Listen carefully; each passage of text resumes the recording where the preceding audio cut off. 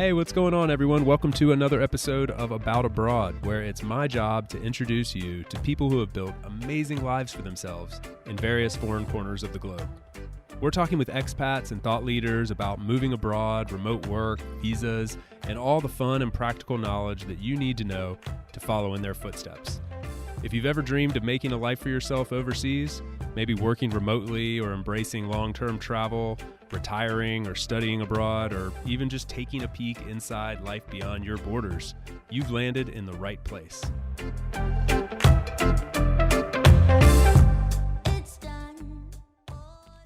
My guest today is Rowena Hinnigan. She's the founder of RoRemote and was also named one of the top 25 remote innovators in 2021 by remote.com. She's an educator, founder, lecturer, course author, digital nomad, keynote speaker. She's a little bit of everything wrapped up into one that this show is all about, and I was so happy to finally get her on the show. But not only all that, not only the work that she does and the advocacy that she does for the remote work movement, she's also practicing what she preaches. She lives in Spain, a few hours up the road from me, and she talks us through what it's like being a young family, having kids, adapting to a new culture, a whole new country, learning the language, getting the kids into school, all of that fun stuff that holds a lot of people back from traveling and making a life for themselves overseas. Rowena dives right into that for us.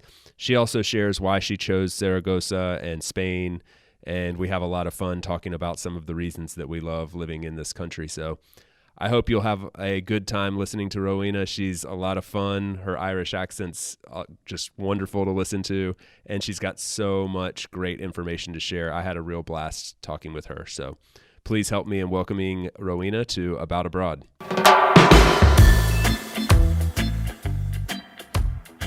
I'm already loving this conversation, Rowena, and we're only 3 seconds in, but just the little bit of chit chat we had backstage before we're going. I just know this is going to be a really fun hour. Yeah, it's super to finally connect. We feel like we know each other, don't we, Chase? Maybe it's because we're in Spain together. We're both nomads, all that good stuff. And of course, we love remote work. So it's so nice to finally connect and get this recorded. It is. Yeah. I mean, there's social media and the digital world we live in. It's like a big world, but it's a small world too. And we cross paths quite a bit in the digital world. And so putting a face with the name and having a quote unquote in real life conversation is always a great pleasure. Totally. How are things in Zaragoza right now? For those that don't know, you're in Zaragoza. I'm in Valencia. We're about 3 hours apart? 4 hours apart, depending how if you can move between the regions at the moment, Chase, and how I decide to actually travel. Yeah, Zaragoza is an amazing place. Zaragoza is not that well known, fifth biggest city in Spain, and near the Pyrenees, hour and a half from the French border. And myself and my family are just recently celebrating our 4th year here. Wow. So we moved on the 2nd of April from Dublin here. And we were so happy to find Zaragoza. It's our home. My daughter has been living more in Spain than in Ireland, so she considers herself Spanish. She's totally bilingual. And Wow.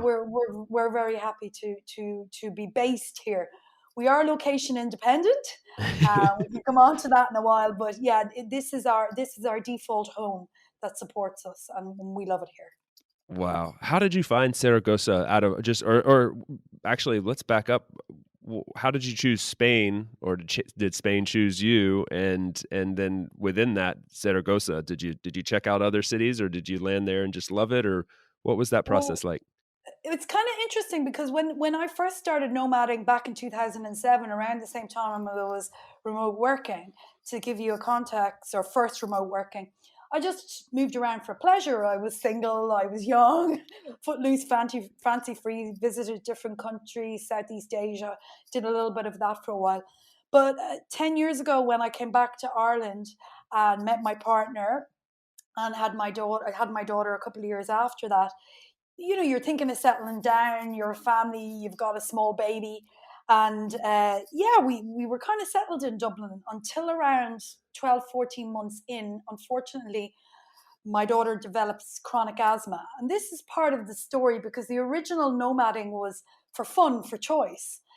And then suddenly you have a very sick child in a very damp climate. So Mm. Ireland's very, very damp. And we had to find Zaragoza. That's Yeah. the answer. We Yeah. had to find somewhere with dry climate. It became non-negotiable because, frankly, after a year of a child being very, very sick at night and with very little sleep, a small child, you start to get desperate. But we were desperate with options because, fortunately, and through both me and my partner's work, we both worked remotely and could work remotely. And the university I'm still attached to were letting me work from home when I could because I was getting so little sleep at night. So it became Zaragoza was found out a necessity. And what happened was my partner's role at the time, there was a satellite office in Zaragoza, there was one in Berlin, there was a few other options in Europe. But we visited Zaragoza and went, this is wonderful. And that's why we chose Zaragoza, because we visited it and it ticked a lot of the boxes. So, in terms of picking a place, and we can maybe discuss this in a while, we had very key criteria, and integration was really important to us. And Zaragoza really met that in Mm. terms of the opportunity to integrate. Integrate into the culture, the local Yeah, culture. Yeah. yeah, because it doesn't have many expats. Yeah. Yeah. It's a locals town for sure. Exactly. So it'll be interesting to see comparing that with Valencia because Hmm. Valencia was on the list, but someone who I already spoke nearly three languages when I came here, and now Oh speak wow. Spanish. Which languages? So I speak English, obviously. Oh, you speak it I quite speak well for an Irish thanks, person. thanks. Irish English, Irish English. I speak Gaeilge or Gaelic, Irish Gaelic, fluently, bilingually. My grandparents only spoke that to Ah, me when I was young. slancha, Uh, muy bien. yeah, Go míle maith, which means thank you in Irish. Ah. I learned German to a good level, probably intermediate, while living in Munich. And I would have said I was quite good, maybe intermediate in that. Now, what's interesting about bringing in Spanish in your 40s It is a is there's a difference there too. Like that's a real thing. exactly age, man. That's a whole Yeah. other Yeah. conversation. But what happened, what I found was, as I was pushing, and you literally have to push it in, pushing the Spanish in, forcing it in, the German, even some of the Gaeilge, the Gaelic started to drop out. So I would say now that I speak three languages well. I think, I mean, I've loved learning Spanish. It's been fantastic. I've even started delivering in Spanish in my work, which I'm so proud of. Wow. But yeah, I did a session, a live session a few weeks ago in Spanish, which was a major life goal and achievement for me. But that's one of the main reasons we picked Zaragoza, because we knew that we would have to speak Spanish. Yeah. Yeah, you do. That's so important too. If you really want to dive into the culture, like avoiding that place where all the expats go is super important. And so yeah, you found that, and in a beautiful, I mean, that not on top of all that, I'm curious to hear more about the criteria, but I mean Zaragoza is a beautiful town, got one of the most gorgeous cathedrals and main squares in all of Spain, close to the Pyrenees. You mentioned the French border. I'm a mountain person personally, so it's kind of weird that I live in Valencia on the Mediterranean, because really I'm from the mountains, and I crave the mountains. That's where I escape to. So I pass right through Saragossa and always stop in Saragossa on my way to and from the Pyrenees here in Valencia. So it's got a special place in my heart too. Yeah, and like that, I mean, we just came back. We were there when the restrictions opened up here a little bit. Off we went to Biescas last weekend. We were doing hiking Oh, in the mountains there. It's just stunning. But that was on the list. Okay, so the integration for language was there. The access to the Pyrenees. Interesting, you say you crave the mountains, because I'm a snowboarder. I've done seasons. I actually seasoned in France, seasonaired in France, remote working many when I first was nomading, from the different stories. And I was working in the mornings and snowboarding in the afternoon. So snowboarding, myself and my partner, big passion. Our daughter can ski now. She's really good. She overtakes me on the slopes. So we have access to Andorra, to the French slopes. We have access to obviously all the Spanish slopes. And actually, it's been a bit of a coup because my partner managed to go to the one open slope a few weeks ago in Astun. Oh, And really? yeah, the only other open slopes, I think there's one in Russia and one in Sweden. There's very few. So he got to do 2 days a few weeks ago. I was very jealous of him. But, life's what you make it that way. And when we had our list, we said, we're moving with a sick child. We're leaving all our family support. It wasn't easy, but we both lent into having lived in other countries before. And I just said to myself, she's asthma. She has fluid on her chest. But that's essentially what asthma is. We go somewhere dry and it will help. So that, of Mm, course, that was the main driver because we were quite desperate at that point to help her health. But also underneath that was the life experience and the knowledge that with our checklist and with the values to integrate as much as we could, but also to be mobile. mm, But also to be mobile, because the values of nomads at heart, I think when you write them down and you look at them, they're your reference points, they're your yeah. compass for how you want to live. And so when we got here, we knew we had to do Spanish classes. We knew we had to learn about culture. We knew it was going to be hard, but she slowly stopped coughing. She Oh, slowly improved.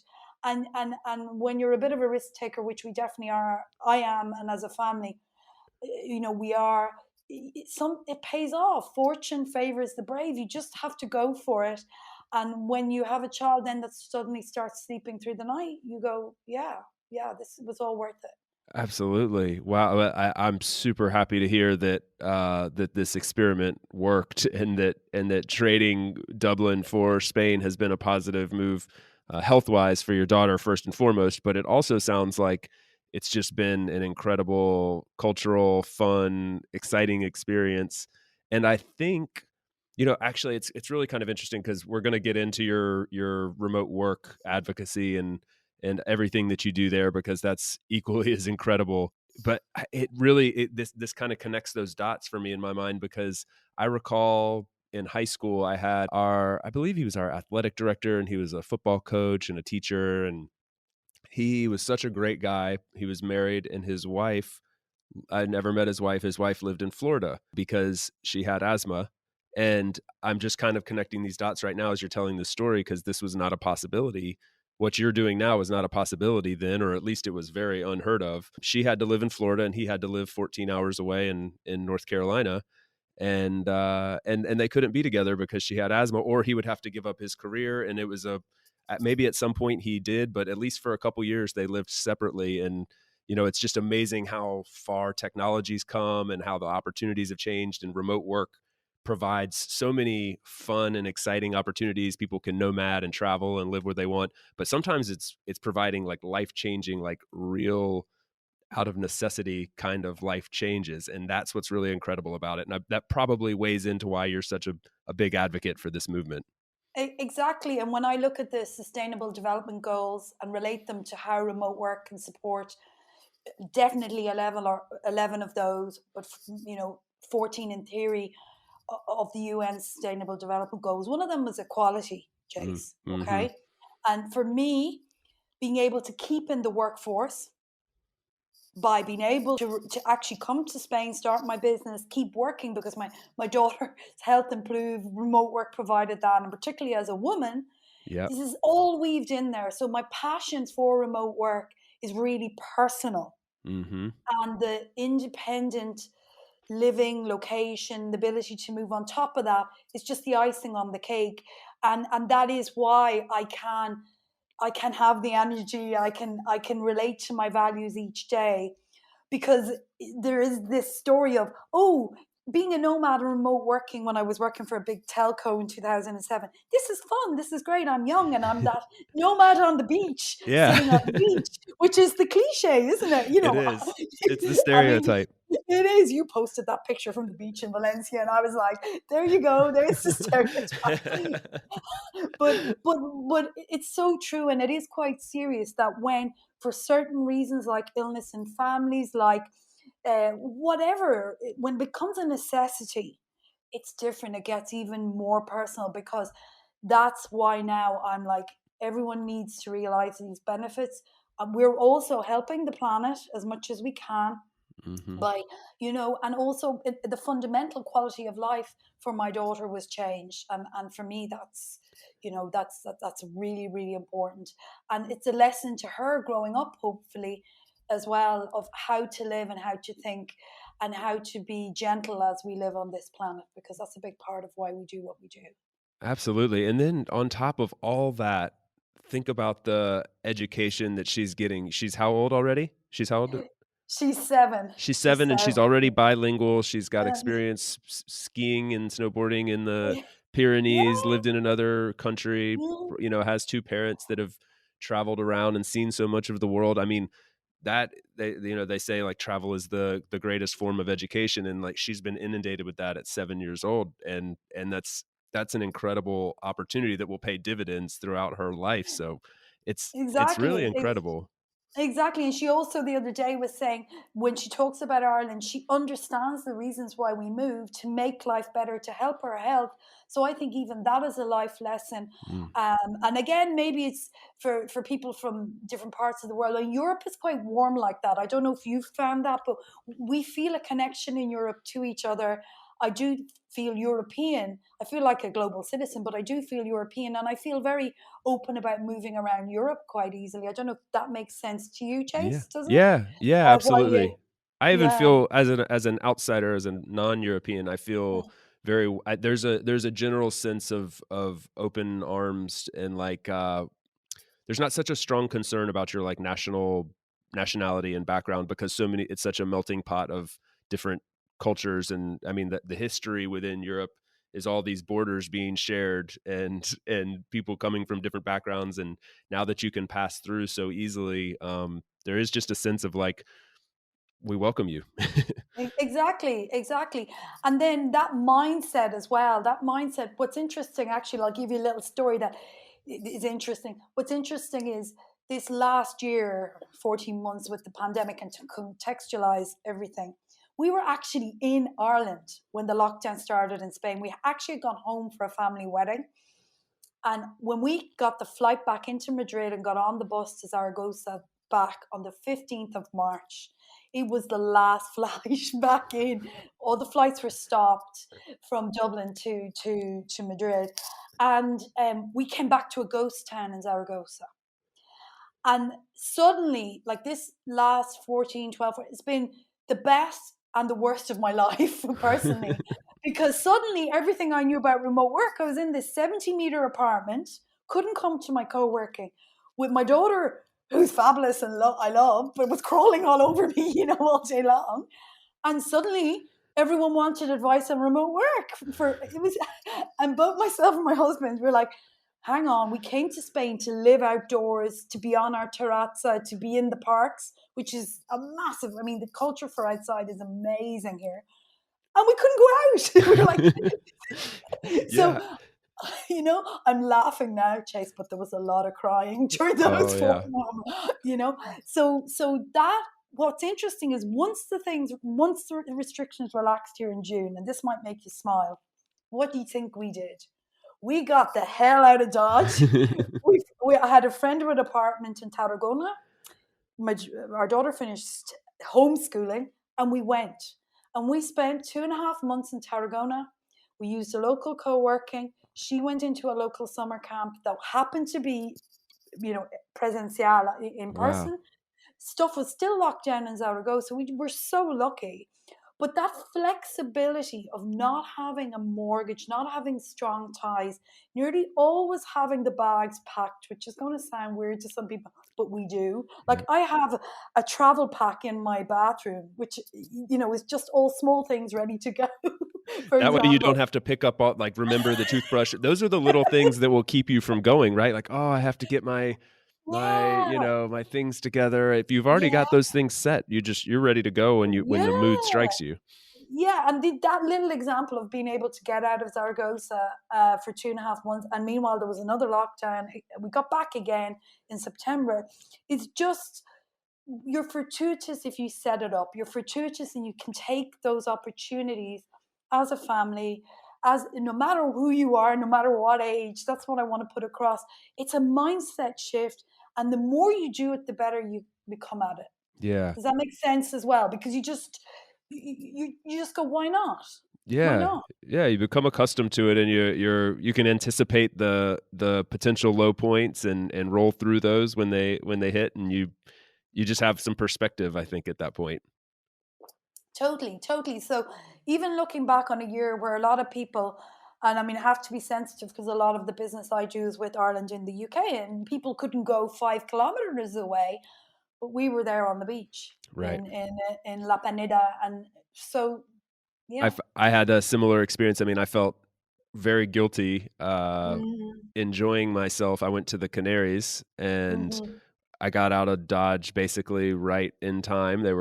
Borders were closing again, and the restrictions were being getting tightened, and we just said we just have to. I don't know if I can do another, and this might move towards full lockdown again. I've got to get out of here. We did the same. We went to the Canaries, and I really genuinely felt it was great, and I loved it. But I felt guilty like very often, like because it was totally open there. I mean, it sounds like how it was in Tarragona for you. It was just it felt so like liberating, and it was a great reminder for me. Like, oh, this is what life can be like. That's fantastic.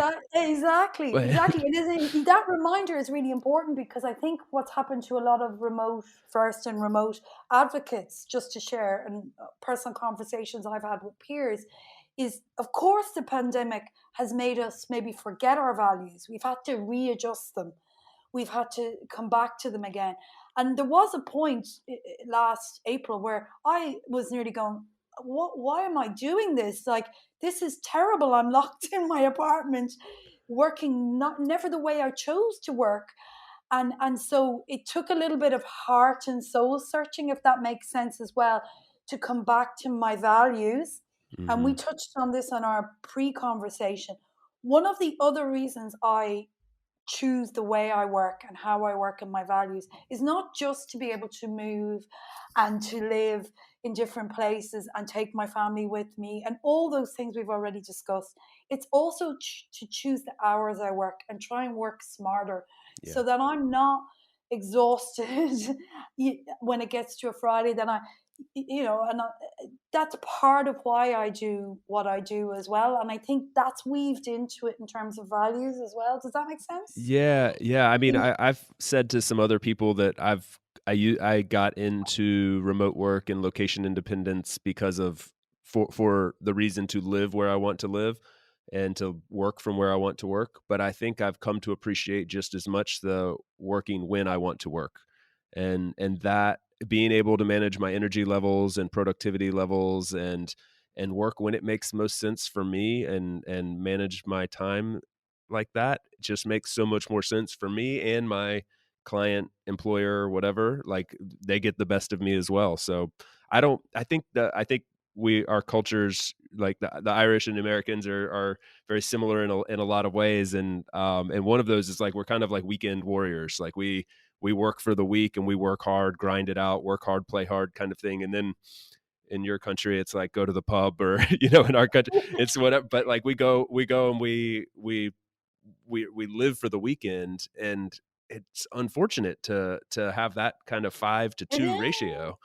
It totally, but actually, I'm a bit more, maybe because I've lived more years kind of out of Ireland and in other countries. So I lived in Scotland for quite a significant amount of time, Mm. lived in Indonesia for nearly 2 years on and off, in Bali, so family there. Rowena, we're gonna In, need more time. no, You're speaking my language. but and then the 4 years in Spain, I've kind of made up the Rowena way of taking all those things because I totally agree with you. I sort of like I don't tend to work a Friday afternoon to share, and anyone who works closely with me knows that. Um, I will work hard Monday to Thursday, but like just to share openly and say it, I want to try and go down to 3 days. Yeah, I want yeah. to try and go down to 3 good days. I don't know if it's 4 hour a day or four, but I can sort of see. I'd love to go with a Monday or a good part of Monday off, or Mhm. maybe just looking at L&D for myself, or like learning and development for myself. I have that aim of working smarter and trying to actually, because of my position, say this is how I do it, and visibly do it. Be Yeah. visible in terms of that, but also to weave in the travel with it.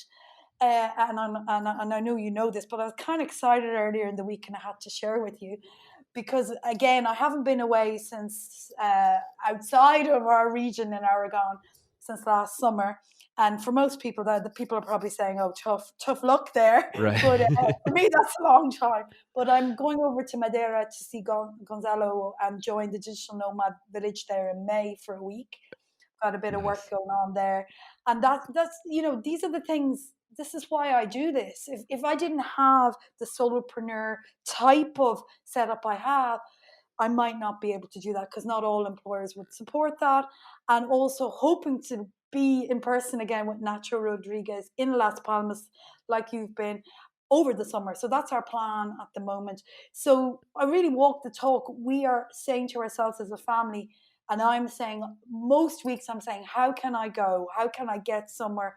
How can I weave in work? How can I add to my cultural experiences and build on that? Yeah, so much is about the feeling of that freedom, and if you have a bit of nomad in you, you really can't shake that. I think it's just like when we were in the Canaries, it was the first time we'd traveled in over a year. Actually, funny enough, you mentioned coming back from having to rush back to Ireland, so you were back home at the beginning of the pandemic. I was as well. I was on my way to San Francisco for a conference and stopped over in Florida in Miami to see my parents, and that was at the beginning of the pandemic. They were closing the borders in Spain. I had to come rushing back, and I think I flew back on right around March 15th also. So interesting that we both had that same experience. But anyway, the going to the Canaries really reminded, that was my first trip in well over a year, and I was, I was reminded like, oh yeah, I have to move more. I crave, travel and seeing new places, and it's what recharges my batteries. And a lot of people, it sounds like you were the same, during the quarantines and lockdowns, we leaned into work a lot as like our escape, because you're trapped in your house and you're just like, well, I'm just going to work, and I'm going to work really hard. And as you mentioned, there was tons of opportunity for you. Mm, We were mhm. also getting lots of requests for help with remote work stuff, and I just found that was my outlet, and it led to a lot of burnout. And you mentioned you mentioned before, there were lots of laughs and tears. It was like some of the best time and the worst time, and so I think a lot of people experience this, and it's gonna be interesting to see how these next couple months shake out. Totally, totally. But I also think it's and discussing with you is helping me kind of get a little picture in my head. There's something in the whole area of well-being where I work in remote work, where we talk about the well-being wheel and helping people understand how well-being fits into their overall work. You Ah, know, and within that diagram, you put in life. yeah. Okay, you put in life around it often. Is this But is this sort of like the spokes of the wheel kind of yeah, concept? yeah, Oh, I love yeah, this analogy. Yeah, explain yeah, this yeah, for us, yeah. for anybody that might not be familiar with it. Well, I won't go into the exact detail of the well-being wheel, but if you imagine when you're working with the client, and I can share a link to it actually in the show notes. Yeah. But where you're working in a client, you often outside that well-being wheel put in other factors or build in life, because we talk about the holistic person, the holistic worker. And I was just thinking, talking to another nomad, our values of travel, they're just they're part of it, why like it's so fundamental to Yeah. why we do it. It is personal, it does lean over into personal life, because it's how you work to have that work life integration. And so when I work with clients or look at the well-being wheel, I know when I look at it for myself, I put in that freedom to travel in there in that Mhm. mix. Yeah. I put in what you said, that ability to choose how I'm going to work in the day, work smarter, work best, how are my energy levels. And like we're actually blessed to have that choice, but I do believe, Chase, going forward, more people will have that choice. And I do believe frameworks like the well-being wheel will help people, especially if they're visual and like Yeah. diagrams, organize that thinking and come back to it for their best application I personally.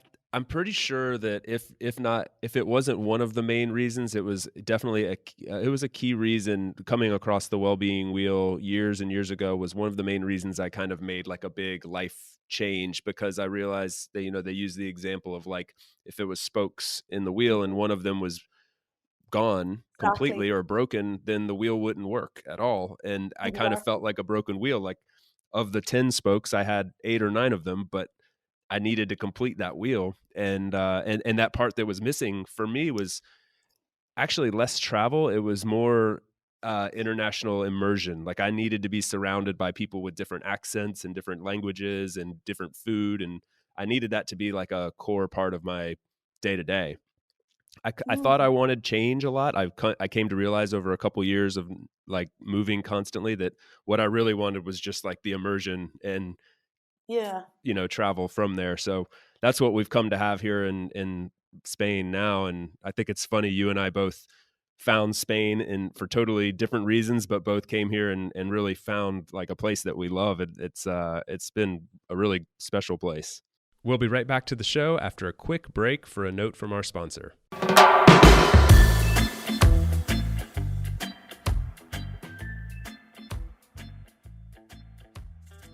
This season is brought to you by my good friends over at Insured Nomads. They're the absolute best in the business when it comes to providing health, travel, and medical insurance for nomads, expats, and really just all forms of world travelers. I know insurance is often something that's overlooked when we're fantasizing about traveling the world, but it's absolutely necessity that we address this because often the policy you have in your home country isn't going to cover you while you're abroad. And it's also a requirement, as a lot of people may not realize, to actually buy private travel or expat insurance, as it's called sometimes, to obtain a visa or even enter certain countries. So, fortunately, there are companies like Insured Nomads to help us with this.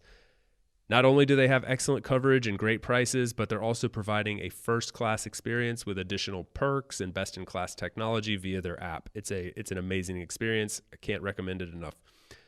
Now, this is a company that was built by world travelers for world travelers. So they know what it's like to find yourself in a difficult medical situation abroad, and they want to keep you from having that same bad experience. So the next time you're planning a trip abroad, whether it's for a week or a lifetime, check out Insured Nomads via the link in the show notes.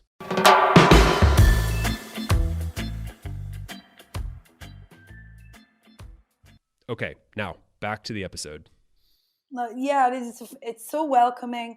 And then again, to bring the family element in, because there might be people listening, because people often ask, "How are you traveling with with it? How Yeah, are you moving with the child?" yeah, I expand on know, that, please, yeah, because like I think this is something that holds. I hear it all off like all the time. Like, oh, I would love to do that. I also work remotely, but I have a 2-year old or something, and yeah. people can do it. They It's can do it. And I mean, we did it, as I said, the personal story for me is that necessity. Then we're here and she's 3.5. And the next thing we know, literally within the year, turning the first year when she was just turning 4.5, she had been quiet and only speaking English, and the explosion happened, and she's totally fluent with Spanish, with an Aragonese accent, right? And the hands going, and like when we talk about chop the potatoes, she's like there with the hands. She's always when she's eating, and she loves everything.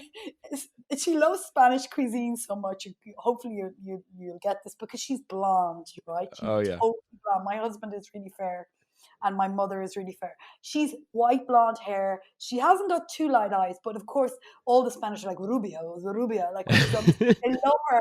But she goes into the tapas bar and she asks for Hildas, which are the local pepinos and anchovies, the really vinegary ones, which yeah. kids don't tend to eat. And she's there eating this little blonde, and it cracks the locals up, and she's there with the Aragonese accent. So like that's the beauty of it when you stand back and see your child culturally integrated, but you also see her in a school, and she's in a local school, she's not in a private school. Really important to point this out to people, Hmm. because this is the difference when you integrate as a non-expat. I Yeah, want to say that as well, because it takes away that dollar sign so much. There's a lot of thinking that it has to be private. She's in a local school. Her class has 9 different languages. There's actually a Taiwanese child there. There's Chinese. There's Latinos, Russians. I mean, and wow. she talks about all these different countries, and I get so happy. Jeez, it just makes my day because just to explain where I come from in Ireland, there was none of that. Like my original background, and even my partners wouldn't have been multicultural in the 70s and 80s. That's why I started traveling, because I wanted that. I wanted to meet other cultures. So I think that picture in your head of what you want as well when you become location independent, and because but to clarify, she is 7, she does need education. Hmm. So we do, and I do put a caveat and explain this to people, we did choose to not have a mortgage here intentionally, to actually look at a not too crazy rent, right, Hmm. because we move around during the holidays a lot. So we have to look at financial. It would be crazy to have this massive commitment rent wise in our base. We call it our base, Zaragoza. But she needs to be schooled, and we want her to integrate. And so she does go to school. We don't homeschool her. We don't travel, because on the scale of families traveling just to whet people's appetites and get on to Clubhouse if you want to meet them. I mean, there's families sailing in the Caribbean, for example, homeschooling on boats. So Yeah. we're not the total out there extreme Right. example. Right. You But you're know, like the entry point into this world, yeah, like it could be. it's Or could very be. accessible. Exactly. But of course, her education is important, so we've chosen that. And then that piece around her being open to throw her into any situation, because she is an only child, but she is, of course, very sociable. She is independent, and we can drop her in to a situation. For example, in Salau, the first day the group she was in, just by chance in the summer camp, we're all speaking Catalan. Wow. And she came home and she said, "Oh, I didn't understand all of it, but we just used our hands and it was fine, Mum." And I just What an went, education. because Amazing. but yeah. So I guess the summary of that is just to encourage people to be brave, and you can do with the family if that's what your heart wants. Do it, because it is a wonderful way to live. And I just, for me, I'm happy to be an advocate and speak to anyone, especially any parent that wants to discuss it on a one-to-one, because I really do believe we're creating the open-minded global citizens of the future by doing this with our families. Yeah. And it's people like you that I've met throughout my journeys into different places that have taken their whole life, kids, jobs, everything on the road and tried new places that really inspire me to say like it's possible if you want, if there's a will, there's a way sort of thing. And you shouldn't let any one element of your life completely hold you back from following your dreams. And on the contrary, like overcoming some of those challenges can present you with tons of new opportunities. Look at the experience your daughter's getting. Like now she's picking up a little bit of Catalan randomly one summer, like she's going to have that for the rest of her life. So there's Exactly, just so much to exactly. be gained from stepping out of the comfort zone, right? Exactly, and yeah, and then I mean, the only other thing that I would say to people is that because it's often the brain then that kicks in, doesn't it? It's the logistics, it's the, oh, how could I do it? And you said it right. It's really interesting because you said the entry point, and I've had a few personal friends as well who've said we're going to just try a summer, regardless of them having a mortgage or whatever. They're saying, and I also want to try and be an advocate for that.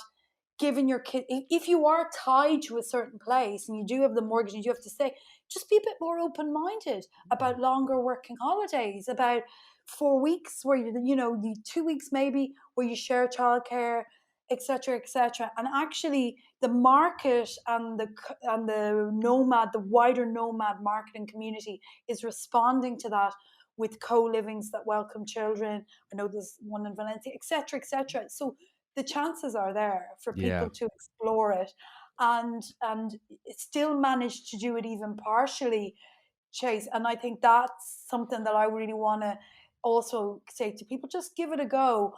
But I'm hoping when things relax, we all get the vaccine, that there'll be a rush to that. Yeah.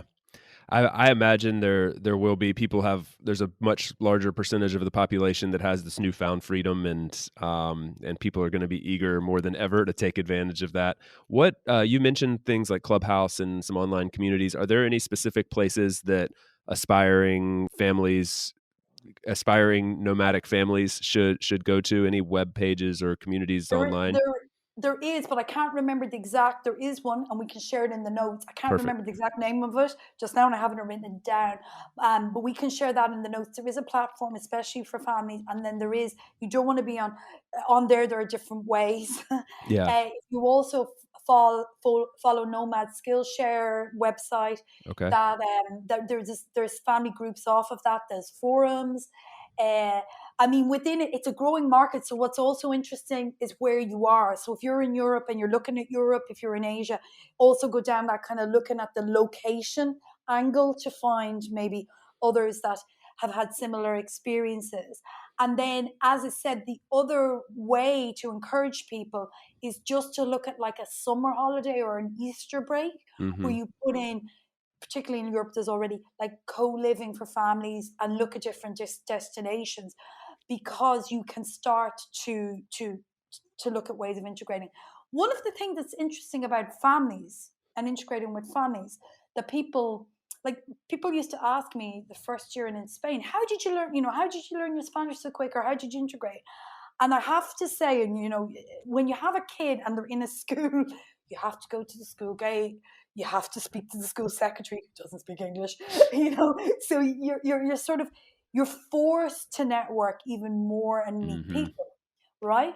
So take that into your holidays. So here's what I mean.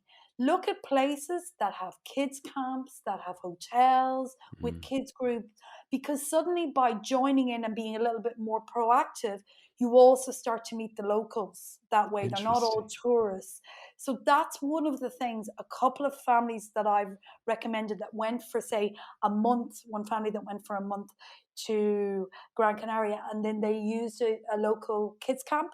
Mm-hmm. And uh, because they speak English, as you know, as well. But they've met some other families that way, and that can be the way to do it through your children's activities. Oh, that's such good advice. I would never have thought of that. Even when you mentioned the thing in Tarragona with your daughter going to the camp there, my initial thought was like, that's a random thing. Like I didn't think that that's like, oh, that's something you can just do, like Yeah, everywhere yeah. you go. I had somebody, yeah, I had somebody ask me about that with like we have a Siberian Husky, and we can send him to a kind of like a doggy daycare when we go travel, but talking to a non-pet owner, they were like blown away by this concept. And when I was just kind of mentioning it randomly, like, yeah, this guy comes in with his van, he picks up my dog, he takes him out to the campo, and they play with other dogs, and it's great. And he's like, this exists, and I'm like, oh yeah, I forget that's not common knowledge. So it's crazy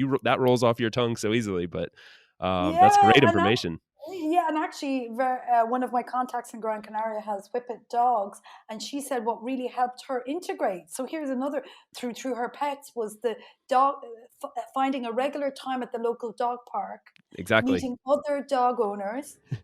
Like, so So you use your hobbies, and my child is my hobby, but you use your hobbies and your things that you're doing and just be a little bit more proactive there. And you can start to find those ways too. absolutely. It's funny because I wasn't gonna draw the comparison to the dog park because I didn't wanna do the, "Oh, I understand what you're talking about as a parent. I'm a dog dad," and but it is what you said is very true, about the dog park. I go to a dog park close by, and I use it as an sometimes I have, like, a little thing on my to-do list to do, like, 30 minutes of at least 30 minutes a day of talking in Spanish because I'm working in English. My wife and I speak English.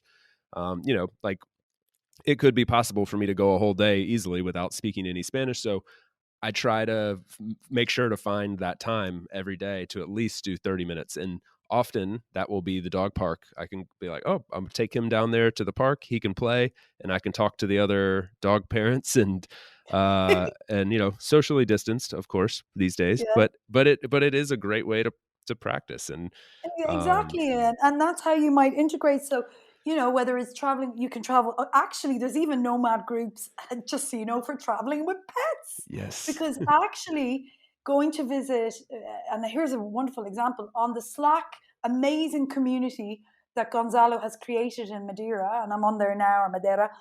for going in May. Like there's a channel for people with pets that have traveled to Madeira. All the interests are on there. So the same thing comes across for families. Look for other families that want to do the same activities as you, that want to do intercambios of language, whatever it may be, and it'll start to happen. But I really want to encourage people to dip their toe in the water and rethink that holiday time that they have in between school holidays, because I mean, that's the only major difference between owning a dog and a child, by the way. There might be a few, but But it's the fact that you have to often look at school holidays if you're not homeschooling in some yeah. way. So relook at those and say, how can we make it a bit longer if we can remote work or take some extra holidays, and then look at how to integrate locally. The other thing is with social media, and even actually there's a whole community in Las Palmas of families of expats and nomads, and you can reach out and offer to connect with people beforehand, and there's lots of ways of setting up those important connections before you go. Absolutely, yeah. You'll be people are always surprised how quick and easy it is to form a community. The digital age makes that pretty straightforward. A couple Google searches and you're there. Exactly. It's actually a nice segue, because I do want to get into some of your work and advocacy around remote work and some of the things that you're working on and planning. I was looking at your LinkedIn profile, and there was this quote on there that I thought was really, really nicely said. You said, "Remote work has enabled me to live in many countries, travel extensively, and find work-life balance. I relish in being an advocate and a leader on the education and skills needed for effective remote work practices." That really Oh, struck me as like that encapsulates what I knew about you before we had the chance to actually get to know each other, and how you've blended all these things together, your work and your life and the advocacy that you do. So you can explain it better than I can. Tell the audience a little bit about what you do in the day-to-day around remote work. so what I did in the day to day of pre-March last year, there's been a big change in the last sort of 12, 14 months due to the pandemic. But I was with the university, as I said, before I left Dublin. I was delivering various courses, mainly around communications, digital communications. And when I came to Spain, I approached them again and said, I'm in about a year in. I said, look, I really think this virtual skills, virtual working, I'm doing it now. I had one small client as we were settling into Spain, and a project that was ongoing. And I said, why don't we look at developing a course? And that university has been so supportive to me, Technical University of Dublin, and two academics there that I work with and still work with. In 2019, we put on, which it's like dog years, like loads of years of remote work, isn't it? But we put on an event, a physical event in Dublin called Management Strategies for Remote Working, and out of that came a course, and that's been the core start of the sort of the roots of my work. So that academically accredited course is one of the few in the world. It's a level 8 in remote work skills and future of work. Has been in place for nearly 2 years now. It's got exam board. It's got accreditation. I work on it. I deliver it with the team remotely in Dublin, and I'm really proud of it, because there's very few that have been university accredited in the world. And that, up until March, was there. It was tipping away. I had a couple of other remote projects I was working on. March kicked in, and what happened then was the Irish Health Service approached us, because it was a call for help, because lots of their staff were sent home and they knew that course existed, Chase. And what we then did is we reacted and created the biggest remote working accredited course in Europe, with 2,200 health service workers going Wow. through that course, built on Moodle. I got the president of Ireland sent me a personal video message. It was like a really amazing moment for me, after with a lot of hard work. But what came out during those 4 months was the need for balance, self leadership, self management, and well being. And that's where a lot of my personal work in terms of my solopreneur and my projects has moved since then. What do you So, mean by that exactly? Can you elaborate on that? yes, so when we were delivering the live course to the 2,200 cohort, Mhm. We had built it and there was live master classes and support sessions. And some of these people, just to give you an idea, were health service workers that were working in local clinics in rural Ireland that had only ever used a desktop and were really low in digital literacy. They were sent home, for example, with a tablet and suddenly were having to remote work. So, apart from the basic skills of how to use the tablet, how to use the computer, how to plug in a headset, all those things, actually, they didn't even know how to structure their day. Yeah. Okay. And so what kicked in, and we've already spoken about this, is they were overworking, they were stressing, they hadn't their workspace set up.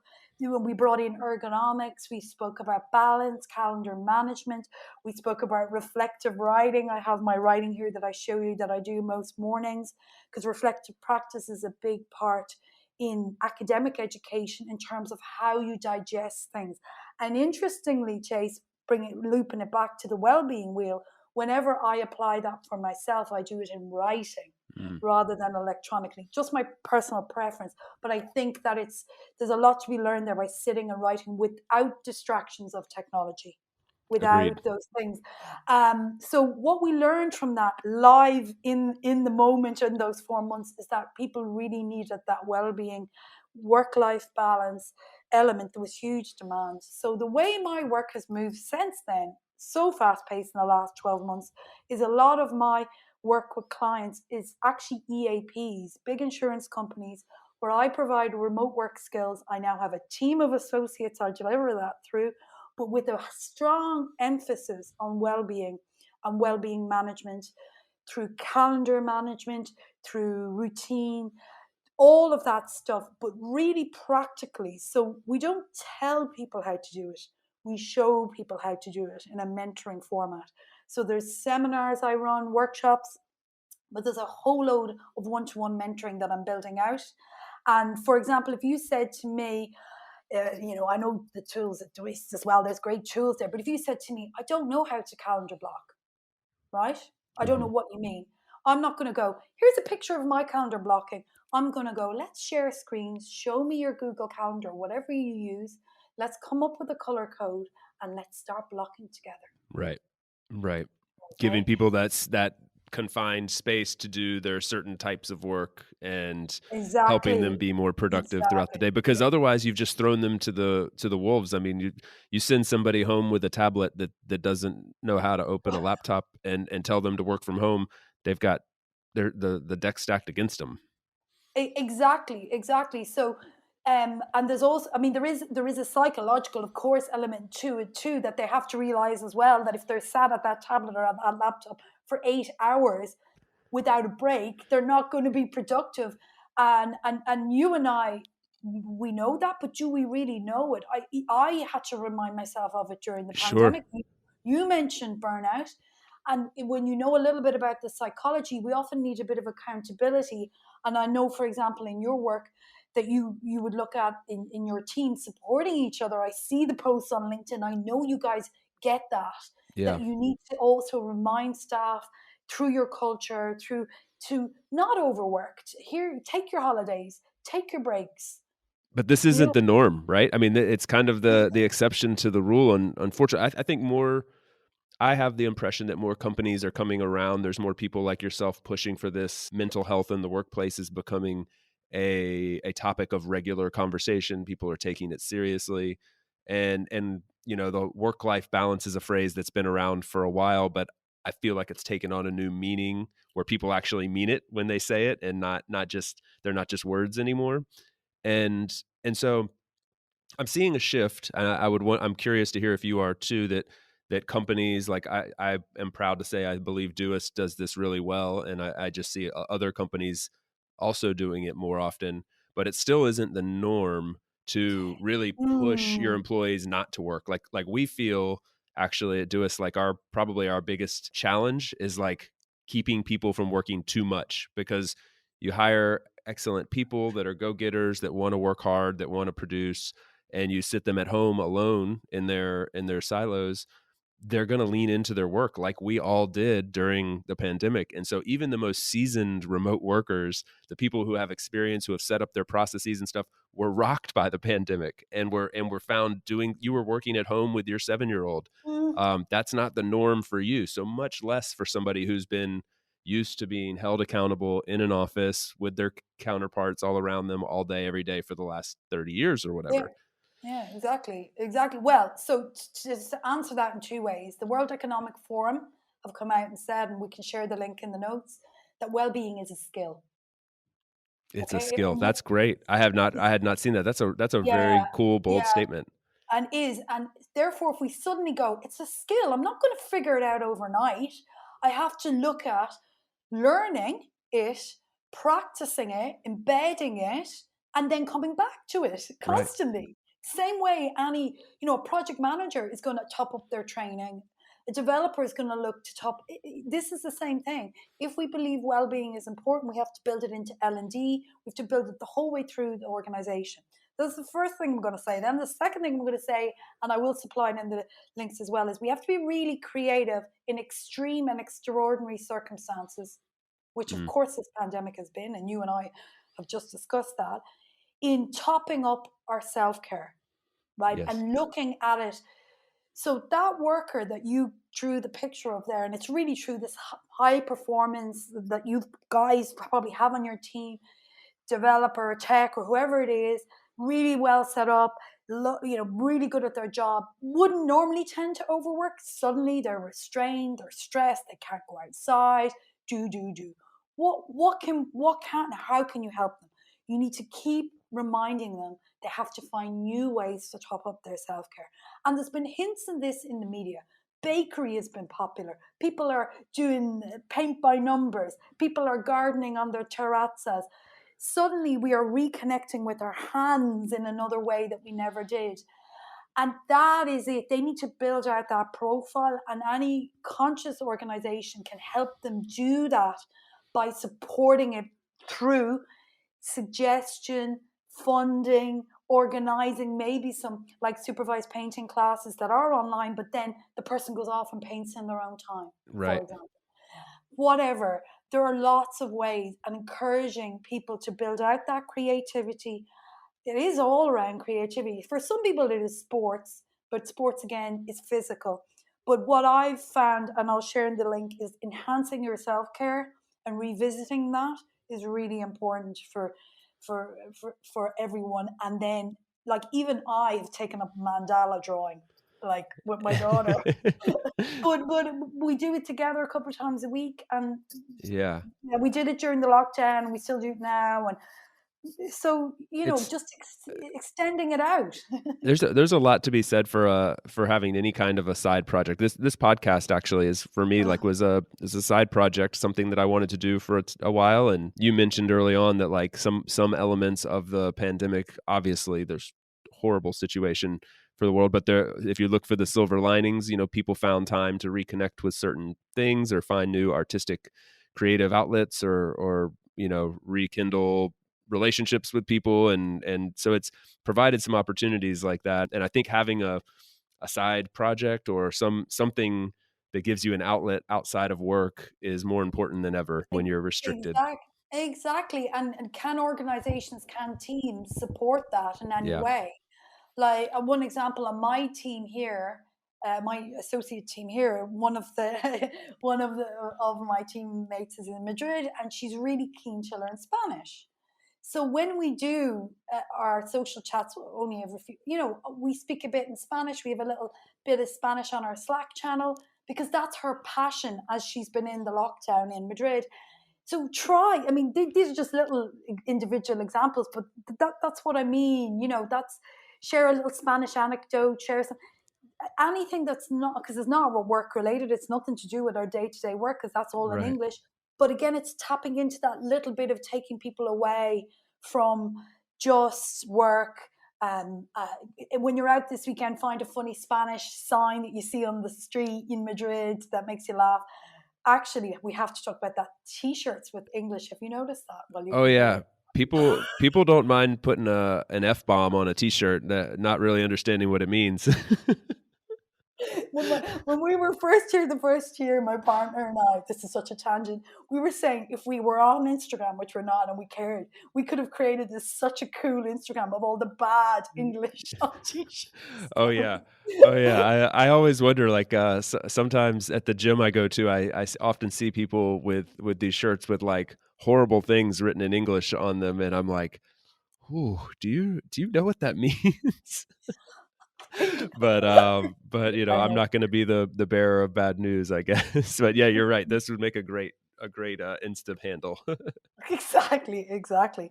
So, well, so that's well-being as a skill, and then just looking at that full self-care as for yourself as an individual, because all of this has to start with yourself.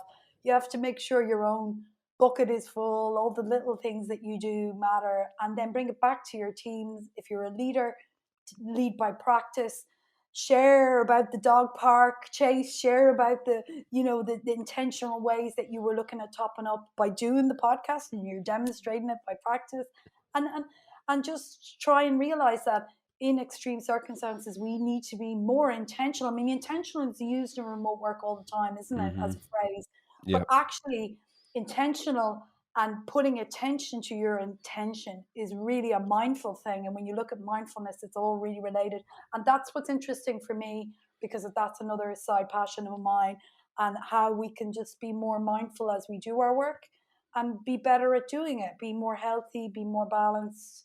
Yeah. And yeah. Yeah, there's a lot of room for improvement there, even from the best of companies and the most prepared of individuals. That it's a time to refocus and realign with that intention and figure out how to show up as the best version of yourself. I mean, you owe it. I think about it. You owe it to your clients or to your family or to your employer to take a step back sometimes to make sure that you can show up as the best version of yourself. And if your company doesn't embrace that, then that can be a challenge. But maybe you need to reassess where your loyalties lie then. And there's lots of opportunities. There's lots, like I said, there's lots of companies that are transferring to this mindset and adopting sort of new age practices of the way that they're treating their employees. And I think there's more opportunity than ever for this sort of thing. Exactly. And the only thing I would add to yourself is you sum that up really nicely, real way, like the way you say that. But at the first point, you owe it to yourself to turn up in your best version. Yeah, You you're owe it right. to yourself, because when you have that mirror to yourself, then it will come out, hopefully authentically. It will come out naturally to who you engage with. Absolutely. Yeah, well said. Great point. And I feel like we could probably do a couple hours just on this remote work stuff. So I'll cut us short before we go down too many rabbit trails. Before we wrap up with a couple quick questions, I believe you're working on something. Did you reference this already that will be coming out that you want to share with the audience, or something that could be sort of related to this? Yeah, just in terms of the mentoring model for remote workers that is Hmm. in market at the moment, and my team and I are delivering live. It's evolving because it's only been around for about 6 months, but it's pretty much there. We're looking at also an offering that would work for nomads around those skills and mentoring to support nomads, both the real tangible skills like we've spoken about, how to actually calendar block, but also those other more intangible, like the attitude, how you turn up your mindset.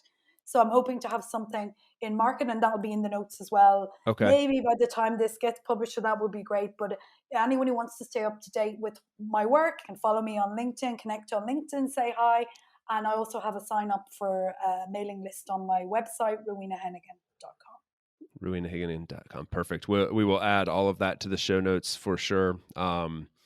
In the meantime, I do want to ask a couple quick questions, finishing off coming back to Spain and traveling, and then we'll let you go.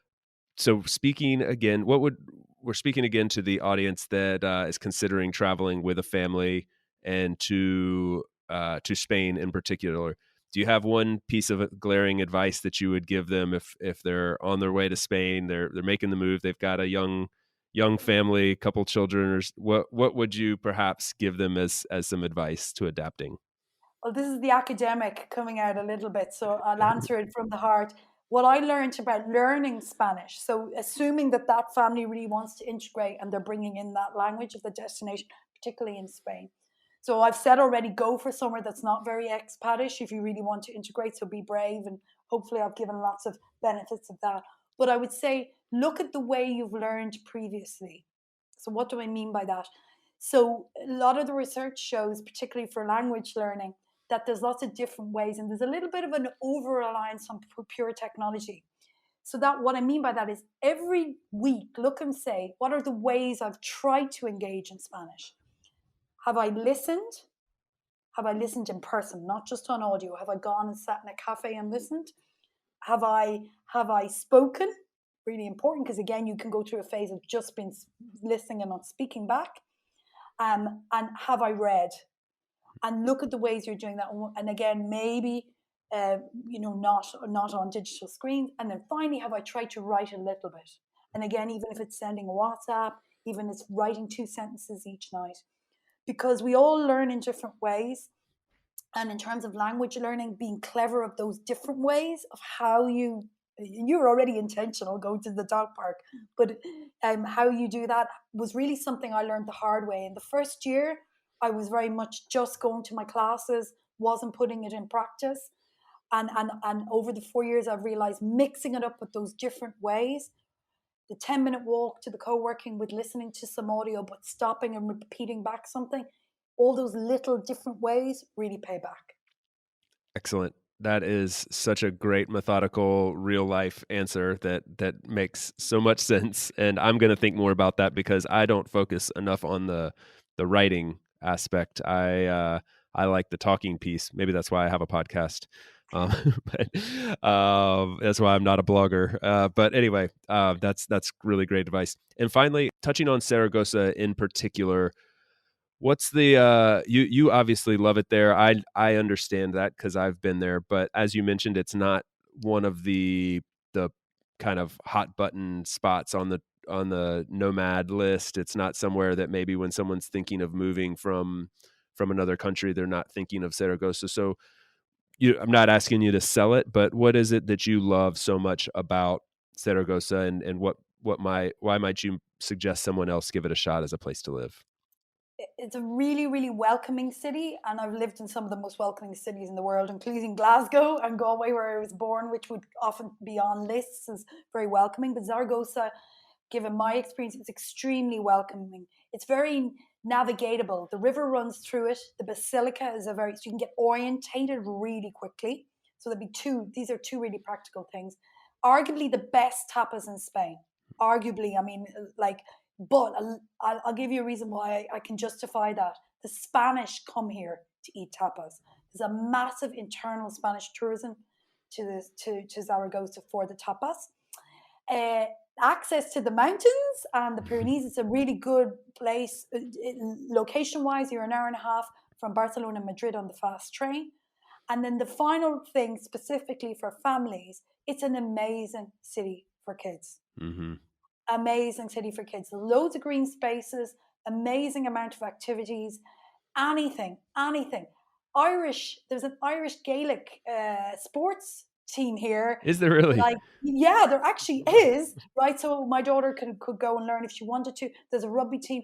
I have never in all the, it's so much for children. And one of the things to add for people listening that I love about Spain culturally in general for children is children are welcome everywhere. They're welcome everywhere. At 9 o'clock at night, if you go in and sit and you're having a beer and a tapa, your child is welcome. They'll be given a drawing pad. They'll be asked in behind the bar to meet the locals, whatever. So people miss that in terms of integration in Spain. It's an extremely family friendly place.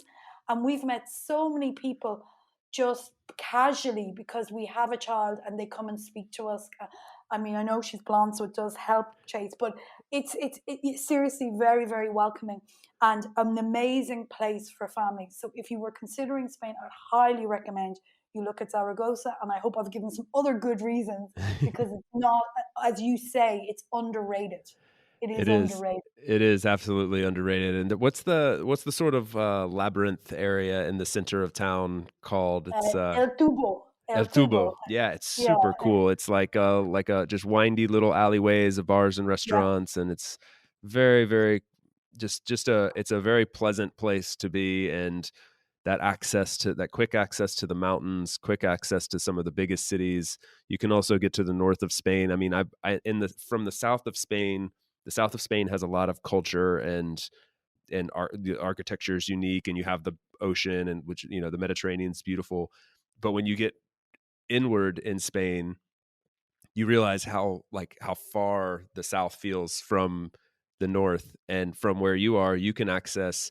You could be in Basque Country and in the Pyrenees. You can be in Barcelona, Madrid. You're yeah, at the French border. exactly. It's amazing. I mean, Eh, it's a really It's beautiful part amazing. of the world. It really is, and Pamplona's an hour away. I mean, there's a lot Yeah, of people might know other names of what's nearby other than Zaragoza itself. So yeah, I mean, I could talk about the benefits of Zaragoza for yeah. hours, but come and visit and see for yourself. Yeah, everybody listening, you'll just have to go visit and see for yourself. And also, I just want to kind of echo your point about children. Obviously, I don't have children here, but I'm also really impressed with the way the Spanish don't separate the like adult life from children life so much. There's, like you said, like you can be in a bar, which might sound weird to some people, but like the kind of tapasy bar life is really, I mean, you could go and just have a coffee and a croissant in a bar as well. It's not just for drinking alcohol, but like the kids are there. The kids are playing around. The people show up with full families, and it's not this separation of activities so much. And I really love that. It makes it feel like a very wholesome, like family environment. Exactly, and I mean, if anyone's listening who's from Ireland, and of course the climate comparison is terrible. Ireland does not win, but also we wouldn't have such an outdoor lifestyle, and that's what I was hinting at. Where Spain is not just that it's so welcoming for families. There's lots to do. The design of the spaces, the green spaces here, the terraces, the parks, it's unreal. There's Yeah, so much outside things and spaces with access to toilets. I mean, yeah, for example, with a small child, you're going to be thinking of that, changing facilities for a child with diapers or nappies, whatever. All that is really, really good in Spain, and it makes outside living so pleasant with yeah. kids. So I pleasant. One of my favorite phrases that I learned when I first moved to Spain was like the people say like we live in la calle, we live in the Yeah. street. And that's that everything's outside. During the pandemic, people learned how to like cook and like oh I should use this space for more than just sleeping because they're always in the street. They live outside, on terraces and in the parks and in the outdoor areas, and so everything's kind of designed around that because you have good weather all year. So Yes, exactly. But also because of the spaces, there yeah, is an urban planning, whatever you want to call it. You know what I mean? Like so, there's so many benches. yeah. It's only when you go somewhere else you notice this is designed for outside living. It is. Yeah, It's everything's built around being outside, and yeah, I've exactly. really come to love that. I'm like a sucker for the sun now. Like I need sun when it's drizzling a little bit here today, and I'm like, what is this? What's happening? It's just because you've an Irish girl on the podcast. That's why I brought Yeah. them in. You brought it with me. Well, we didn't get to this, and I'm gonna wrap it up. But we have so many other connections that I made throughout this conversation today. Galway is one of my favorite places in the world. My wife and I have been multiple times. We got engaged there on the cliffs of Moher, and Oh we no spent way! 6 months living in Kinvara, south of Galway. So we'll No have to talk way! about that Yeah. in our next episode. I just enjoyed this so much, Rowena. Like I said in the very beginning, we know each other. We knew each other, but now we really know each other. I love the work that you do and the advocacy that you're all about. And your story is super cool. I think it's going to be really inspirational for young families that want to travel and experience the world and take advantage of the newfound freedom. So thank you for being so open and honest and sharing and advocating for everything that you do. It's awesome. Thank you so much for the time, Chase. It's been an utter pleasure. Thanks a lot. I hope to meet you in person someday. Hopefully. Hopefully, we can just meet people in person someday soon. Thank you so much, Rowena. Thank you. Thanks for tuning in today from wherever you are in the world. Once again, I'm Chase, and this has been another episode of About Abroad. You can visit aboutabroad.com to get our latest updates and listen to past episodes, or find us on Apple Podcasts, Spotify, Stitcher, really anywhere you get your podcasts. On that note, if you enjoyed the show, feel free to subscribe, and if inclined, leave a few stars and a review. It's truly, truly appreciated and will help more wanderers just like you find us. Until the next time, adios from España.